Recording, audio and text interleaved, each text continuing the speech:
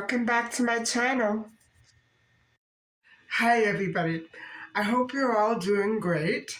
Um, Guess what? I don't have much of an episode for you today, but we will talk about another important and very mysterious case. Although I think basically that person responsible is locked away already. We'll get into it. However, I just wanted to, make sure that everybody out there is doing all right. And I really I would like to say that I'm enjoying doing this, but I'm not. I, you know, the hardest part for me doing this series right now is the fact that I know where all the dump sites are. I've driven past them a million times. Um, Except for the one where Yvonne LaRue. I'm still looking for that one, but I'm in that area all the time. And so, guys, this is very unnerving for me. I've explained it before. It's so upsetting to see places that you have loved for years and years and years and, felt so comfortable and safe in. Um, be suddenly bombarded with all these horrific crimes.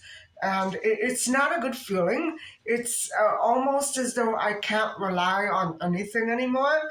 I almost feel as though I need to move out of the province. However, I'm sure that other provinces are the same thing. Other cities, other provinces. And so, anyway, let's get into this story. It's not going to take very long. Again, I'm not sure if I want to split it into two parts. I think I can do it in one part. And because I'm not going anywhere today or doing anything else, I'm pretty sure I can get through it. And so this is considered by the police still a missing case, and it happened 50 years ago. It happened 2 years after the Yvonne LaRue case. And so this one is even more, I won't say more upsetting. It's upsetting in a very different way because it was just a 7-year-old little child who was so innocent and carefree. And she was merely going about her day in a happy mood, one of the happiest moods, I'm sure. And so, she and her mom were sitting around the dinner table one day, the 31st of May, 1974. And so it was about 5:30 on May the 31st, 1974, and they had been finishing up supper, and Cheryl asked her mother, Patricia Hanson, if she could go over to a sleepover up the road with her cousins. Now the family had a farm, and there were two farms, and then up there, guys, in this area, this region that I am talking about, it was quite desolate. Right now, all these decades later, it's become a bustling but upper scale area. And so back then, it was not, there was not much there. It was all farm. And so, the farms were very close together. There weren't that big a difference. There wasn't that big a distance between them. However, it was about a 10-minute walk. And so I'm very skeptical about a child walking a 10-minute distance. I know that I'm not judging. It's just that a child at 7. I remember when I walked around my old neighborhood streets, the longest I would need to walk would be 2.5 to 3 minutes, and I would be wherever I wanted to be. Everything was very close together, and it was not exactly the remote farmland that that area was back then. And so, it only began to be developed sometime near the 90s. And so that gives you a pretty good idea of just how remote it would have probably been, because I had never even heard of that area in 1974. None of my family members had heard about that. And so, it was quite far out for us, even because in those days the roads were not as traveled. They were more like dirt roads, if you know what I'm saying. There was hardly any traffic on them. In a way, guys, in many other ways, those were the real days. They were happy times. There was maybe 75% less of a crowd than there is today. And so that has its bonuses, it really does. And so everything, in that area was just very calm and quiet and peaceful. I won't say free of crime, because I know that that's not true. But, at first, Patricia, Cheryl's mother, relented. She said, "No, we're not prepared, not tonight." And I can just picture her saying, "No, you know what? I'm cleaning up after dinner. I'm not taking you. I'm not taking you. You want to go? You're on your own." I can just picture that. I'm not saying that that's what Patricia said, but I'm sure that they had walked over many times before. And so what I'm questioning is, the independence of a 7-year-old child going out on her own after 6 p.m. And yes, in May, it was broad daylight. This would be practically June. We were May 31st. And I believe it may have been a holiday. I don't know what day it was, but that would have been the long weekend. So it was like a celebratory thing, I'm sure.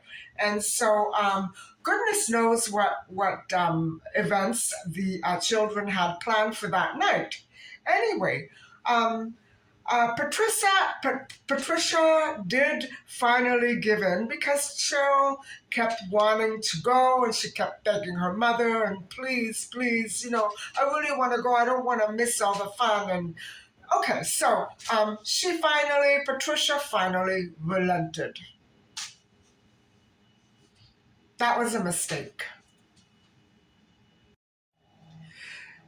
And so before leaving her own farm, uh, near the Blue Hills Academy, Child and Family Services.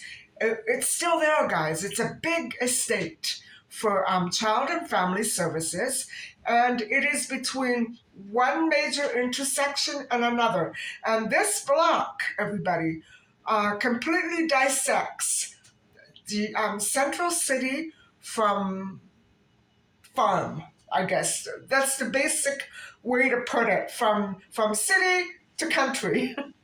And the countryside is on the side where Yvonne LaRue's body was found, very close to there, almost the same area.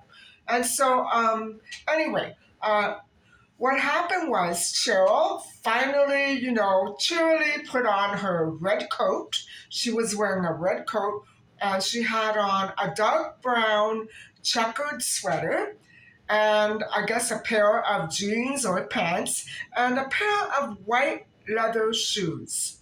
And so she was also, what she did was she went to pack her pajamas in a brown paper bag. And these pajamas had a floral design, much like Maddie McCann's. And so she packed the pajamas in a brown paper bag and walked down her driveway towards her cousin's house, which would have been going southward toward the city. And it was only a few minute walk, guys, but still, that part of the city It's very remote for a child, to be walking along on her own. And I'm not sure if there was sidewalks or if it was merely a road or if she was crossing through a field. I have no clue whatsoever. I've tried to find out what the landscape was in 1984, and if I do find out, I will flash an image. But I'm very sure, guys, it was probably pretty much remote. And maybe there were no homes. I know that that area was not at all built up. There may have been a scattering of a farm here and there, and that's it. Now it's quite a different story, but this is a different life. This is a different world. And so we're talking about a very remote farm area. And so, guys, this is where I don't know if Patricia I don't know what the story with Patricia was. I'm sure she was devastated. But she said she had a terrible feeling after Cheryl left. And I'm wondering, why would she have this terrible feeling? What was it? Maybe she had said, Cheryl, I want you to give me a call as soon as you get there, okay? I'm almost hearing that, and I'm not psychic, but it's just a typical thing a mom would say, right? And so Patricia soon went running up the road looking for her daughter. I'm wondering why. Why would she? I guess because of all the time that had passed. And it might have been getting dark. And Patricia never, ever saw her daughter again. At first, she thought she may have been hit by a car, because now you can see how remote that area was. If it were today, she'd really have to look high and low because there'd be cars everywhere. But back then, guys, no. And I'm sure that little 7-year-old Cheryl was very conspicuous walking along on her own on that country road. And so, she was making that 10-minute walk between her house and her cousin's family home, and she vanished. She vanished for good, guys. And that was May the 31st, 1974. And now, to this day, nobody has ever seen or heard from little Cheryl ever again. She's still missing, guys, but I'm sure she's not alive. I have that feeling. And I'll be explaining why. So hold on. And so, as I said, now in this 1974, the region was quite rural. There wasn't that much around. There were a sprinkling of schools, like maybe 4 or 5 schools around there, plus the Child and Family Services building, which was a big, sprawling estate. And now I'm going to explain the landscape toward which the child was walking into. Now, she's going south, so on her left side there's a huge it was a huge park. It wasn't a play park. It was just a bush. And on the other side, on the right-hand side, going towards south, there was the Child and Family Services building with trees and bushes on that side as well. They were almost parallel on one side of the street and the other.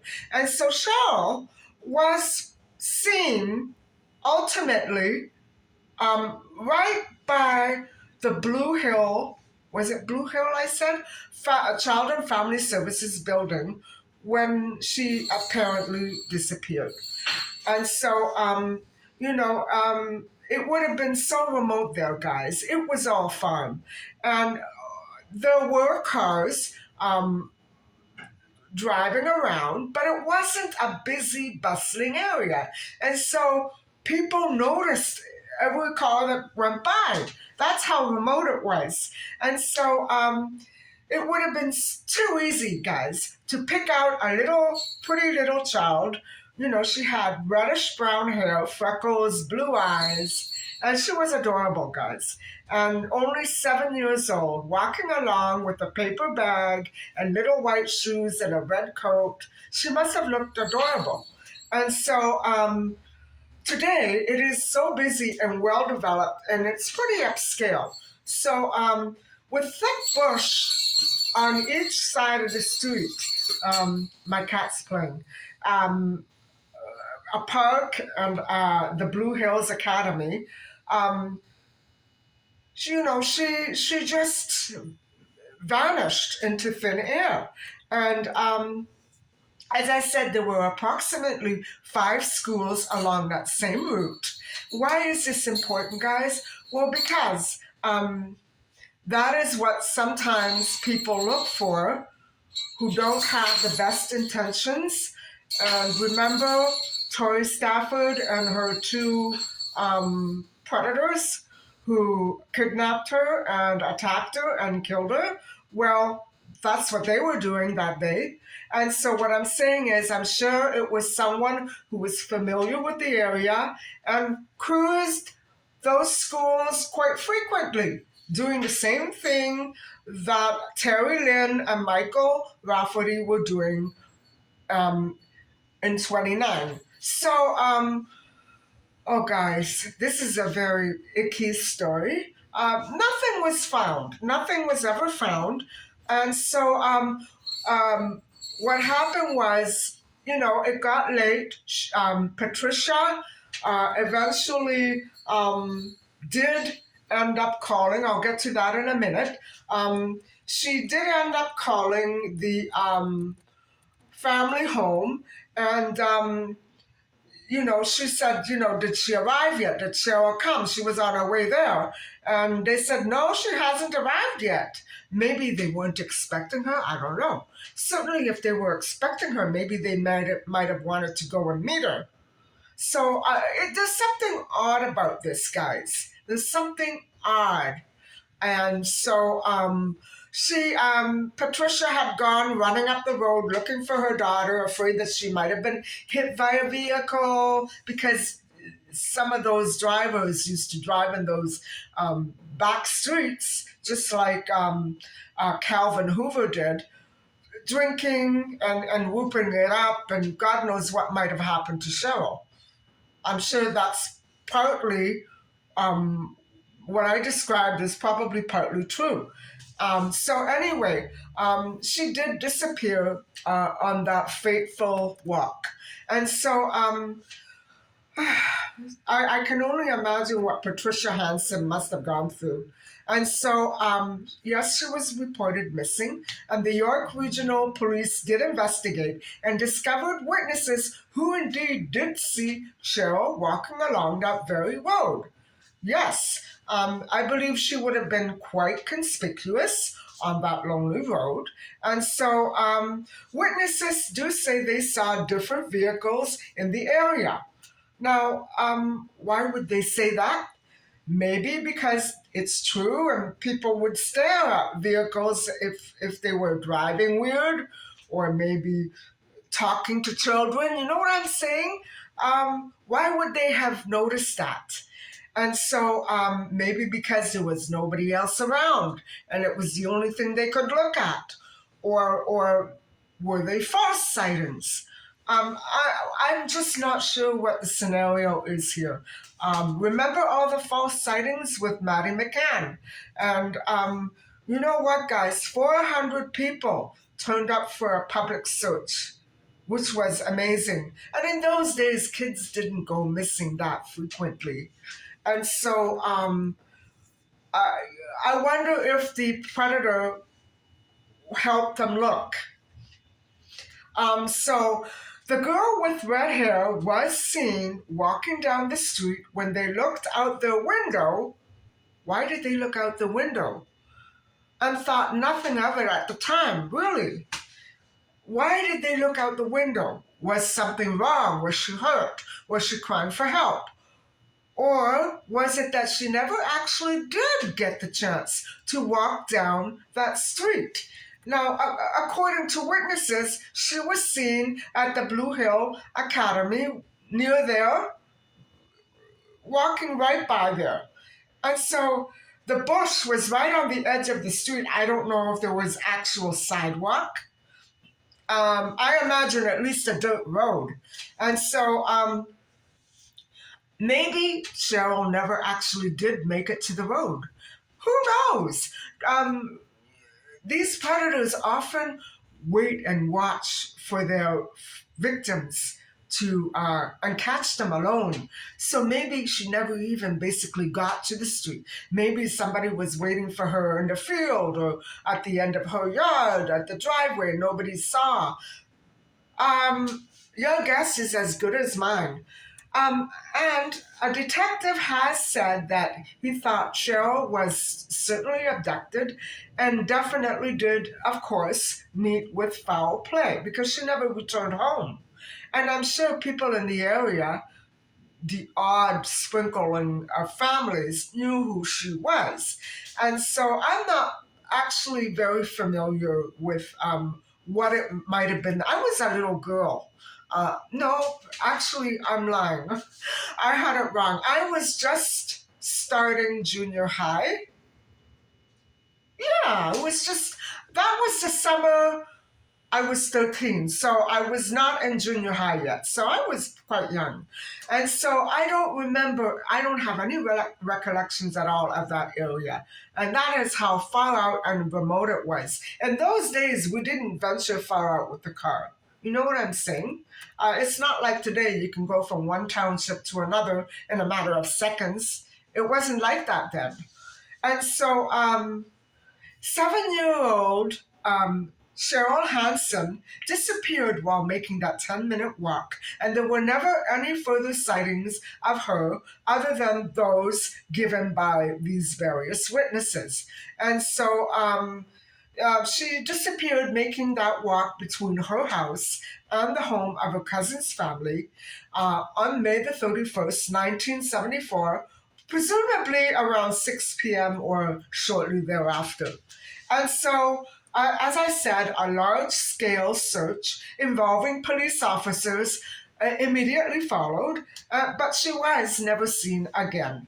More than 400 people came forward to assist with the search for Cheryl, and no trace of her was ever found.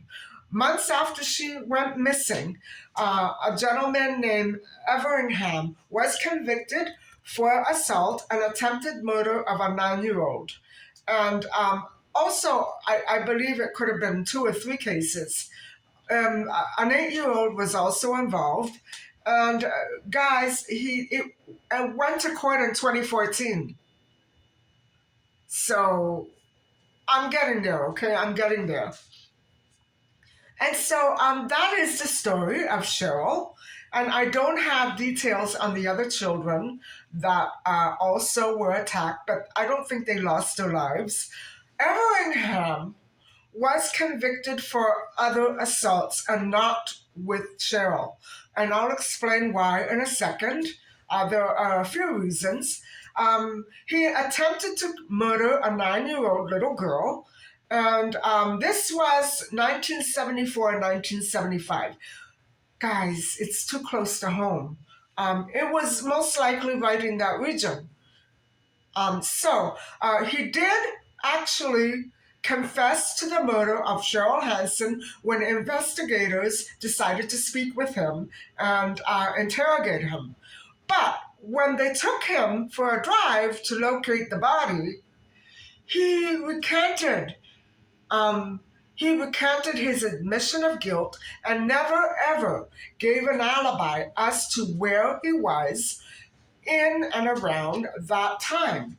And so, guys, it was never answered. It was never, I'm not saying it wasn't fully investigated, but there's no closure there with Everingham. So, Everingham is still a person who is a very high interest and presently lives in a mental health facility.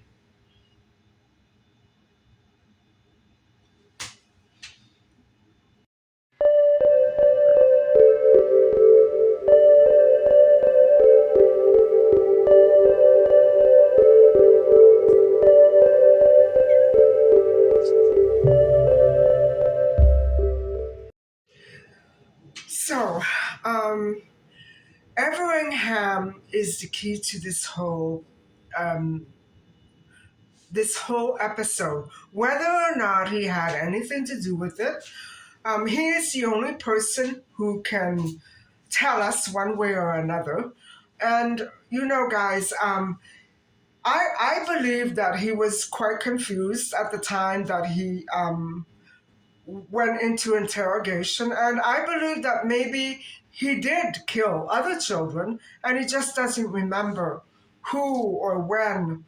They, you know, he he evidently remembered something, doing something, because he led them somewhere, and then he just. I'm sure that the region where he led them to, if any, was very thoroughly investigated. But if we don't know what happened to her or who it actually was, it seems to me that Everingham is our guy. Everingham did the same thing to another eight, I think it was two charges. In October 1975, he attacked a little girl. And first it says she was 8, and then it says she was 9. There may have been 2 different girls. This report doesn't specify exactly. So, it's horrifying to think that you're going to go a whole lifetime, if you're the parent of that child, and not know if it was him or not. I'd go crazy. And so, about the court documents concerning Everingham, we're going to get to that in a second. I don't understand a lot of it because I can't find it online. You know what I mean? If I do find it, I will link it, and I'll go on in further detail. But for now, I'm just going to say that Cheryl's family says, they've never been able to get any closure for this. And they also continuously hope and pray that they will get some sort of answer, some sort of knowledge in order for them to actually get closure. I could not imagine living in that horrific limbo. And I'm pretty sure that many families have no other choice. It's she was only 7 years old, guys. She was only 7 years old. And so what I'm saying is it's not even, we can't even try to imagine it, because my mind closes it off completely. What I would do and say to that man, however, that's quite another story. But Everingham was found eventually in 2015. No, wait a minute. In 1975, I'm sorry. That case, he was not found criminally responsible on the charges of assault and assault causing bodily harm. So there was no death on that particular case. He was serving 2 other life sentences at the time for kidnapping, enforceable confinement, assault, and attempted murder of an 8-year-old girl. So they're different, guys. They're different cases. And so the Everingham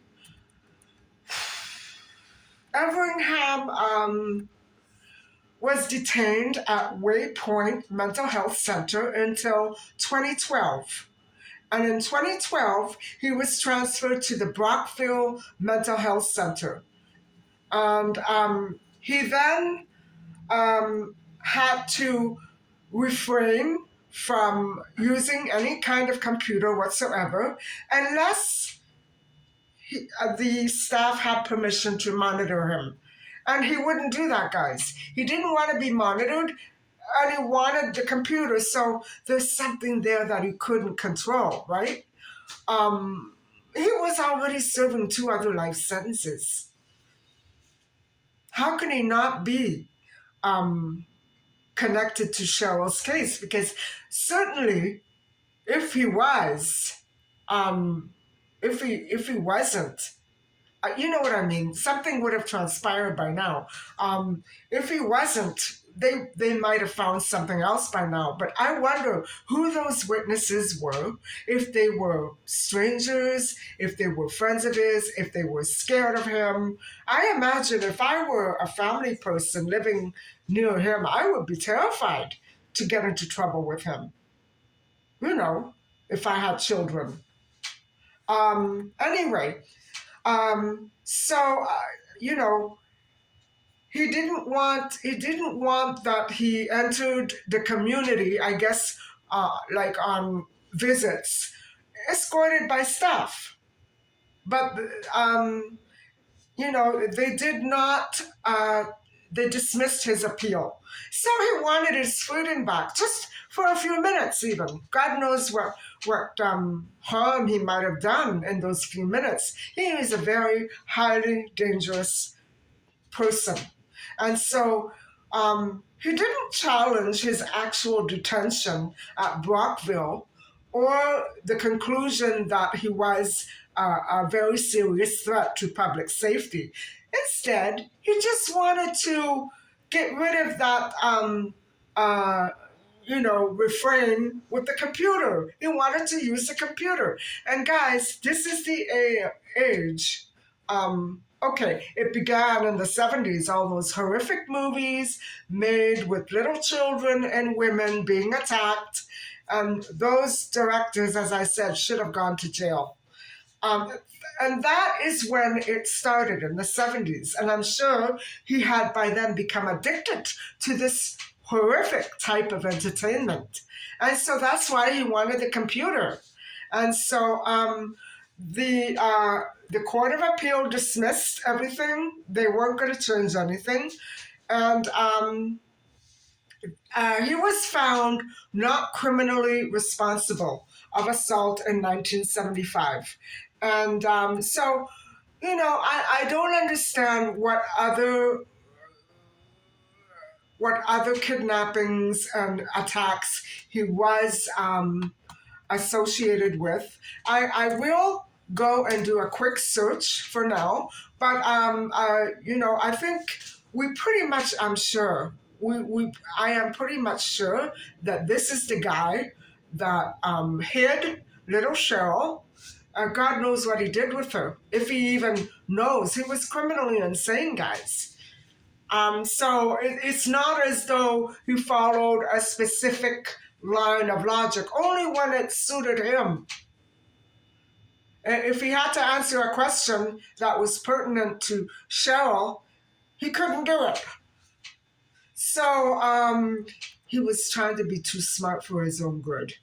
And so he was very severely mentally ill. I just want to make sure everybody realizes that. And that is why he was already guilty of other kidnappings, but not of the one in this case with the 9-year-old little girl. And so I would love to talk to her. And so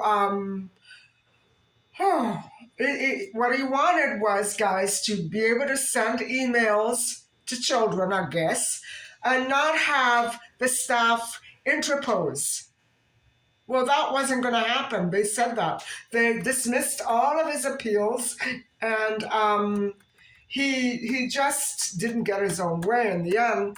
But still, they may have been more compliant if he were a better, smoother talker.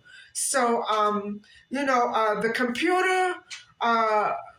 computer issue had to be reassessed because of the charter and statutory compliances with human rights. And so, Everingham he should not have been able to expect any privacy whatsoever under the circumstances in which he was not found guilty. You know what I mean? He did it, and he was serving 2 other life sentences. I think he had a cushy life. I think he was taking it too far.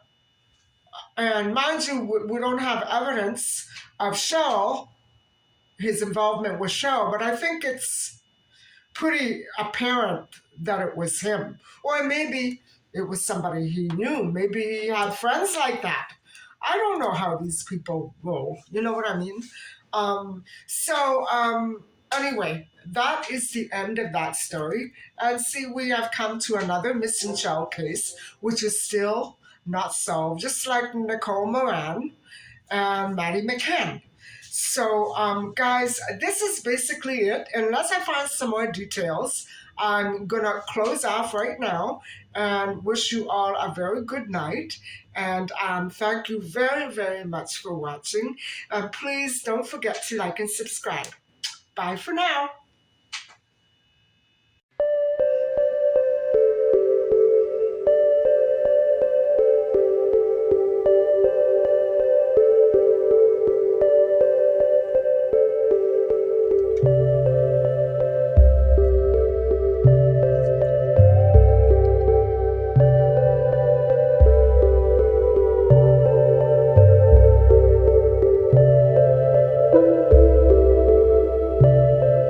Thank you.